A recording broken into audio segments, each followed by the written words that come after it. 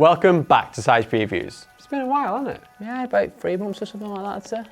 But we're back. As always, I'm Liam Matthews, joined by Chris Binns. So sit back, relax, and let's get straight into it.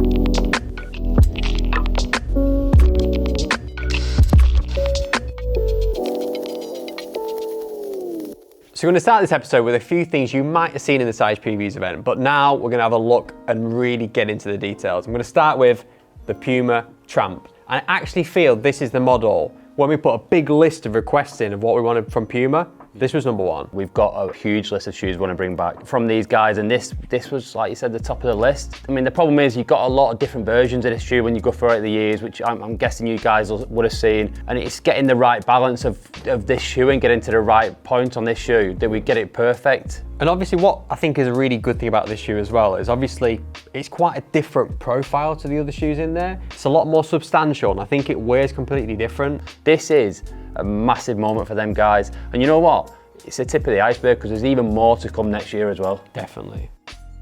So next up is a continuation of a pack we did last year, inspired by the Island series. Now, you recognise the model. We've gone 230 and 240 and we've explained the narrative in terms of it being always black-based and navy-based. We felt this wouldn't be right to call it any of those models, did we? No, what we wanted to do with this is that we wanted to keep it really purist, like we did with 230, like we did with 240, like you just said, navy-based, black-based. We wanted to keep them really purist. We really wanted to get this barley colourway onto a shoe again, and thought this was a perfect opportunity, and it's come out really, really well. I mean, that shoe and that silhouette really takes colours really well. But what I really like about this story is it goes a little bit deeper and it goes a bit further. So obviously we've created a new shoe to 260. When we referenced barley, we needed something to sit alongside it, something exotic, something that really sort of transcended the Island series. And what we saw online was this, and it's an account that made the Galapagos. And we felt, we've created a shoe, what better way to pay homage to it? Almost what we do with Lost Ones. And we've got the barley and then this Galapagos inspired version. This is actually a sample, so this isn't the final version. The final version will have a darker, traditional gum sole and tooling. It's a great pack, and the whole storyline Galapagos and stuff like that is a great story. I mean, we seen that shoe on that account and we were like, that's a banger. We don't care if it's a shoe that's been before or if it's made up or what, we didn't care. It was a great colourway and we just wanted to apply it to the shoes. Now, I don't think there's a more synonymous model with size and Nike than the Huarache, is there? It's a perfect example of what a Huarache with size should look like. It's got that ACG kind of reference in there.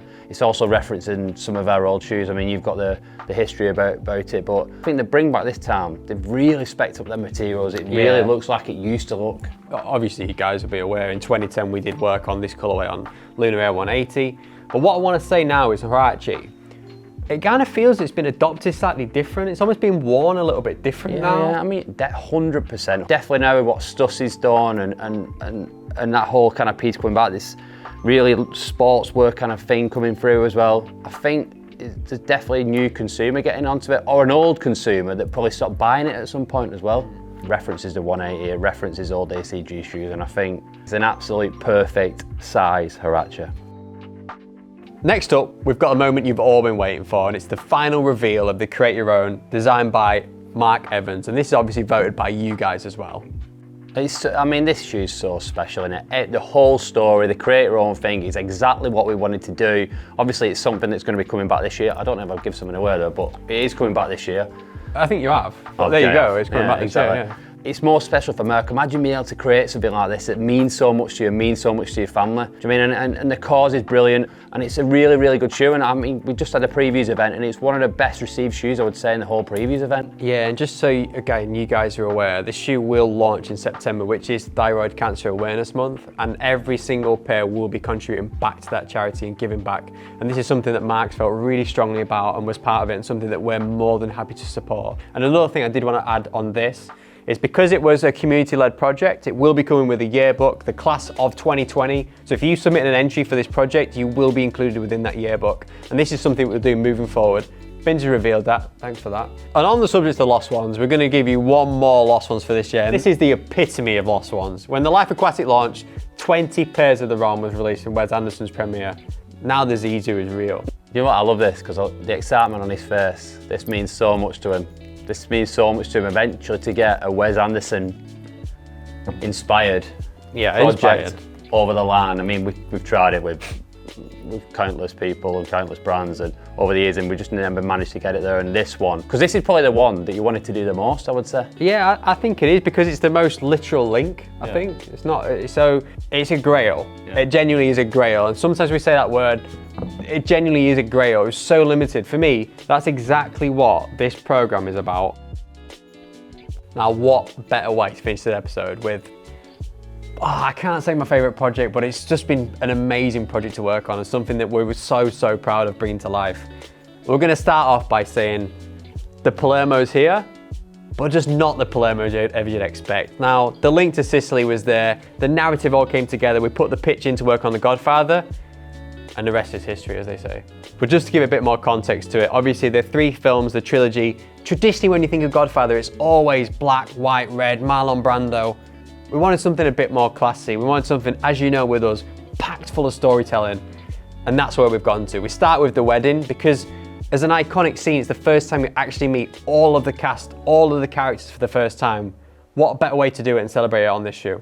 It was just like an aligning of stars and everything kind of come together perfectly. And to be fair, we got to the product pretty quickly in the end. Do you know what I mean? Once we got the references over there, all the project came together really quickly. The guys at Puma worked really hard on these shoes, and obviously we guided them along the way, and we got to this point where we're mega happy with this product. We've got a box as well. Are you going to bring the other 2 shoes out? We will. So we're going to start off with the wedding, then we move into the bar in Sicily where Michael meets his future wife. And then finally, the Louis restaurant, where there's some really iconic conversations, and obviously the bathroom scene is there as well. Hidden in all the shoes, you've probably seen the details underneath the Palermo tab. There's quotes from the films, lots and lots of little details throughout. Wait till you get the box. Not only is the box really special, the box comes with something for each of them. You take all that aside and you look at these shoes on the shelf. You've got a full suede execution on here, dark gum. Then you get some of the translucent gums in here, the contrast stitch on the back and the nylon underlays. Yeah. These shoes on their own are really good executions. Godfather, Palermo, bangers. And only 500 pairs of each.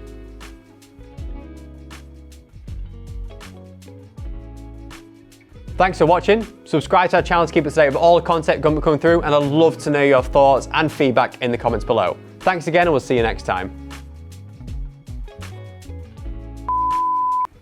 Great. We're filming. Oh no. Oh no. Fucking daddy daycare. Thanks for watching. Subscribe to our channel to keep up to date with everything we've got coming through. And in the meantime, there's a side social channels. Thanks again. We'll see you next month.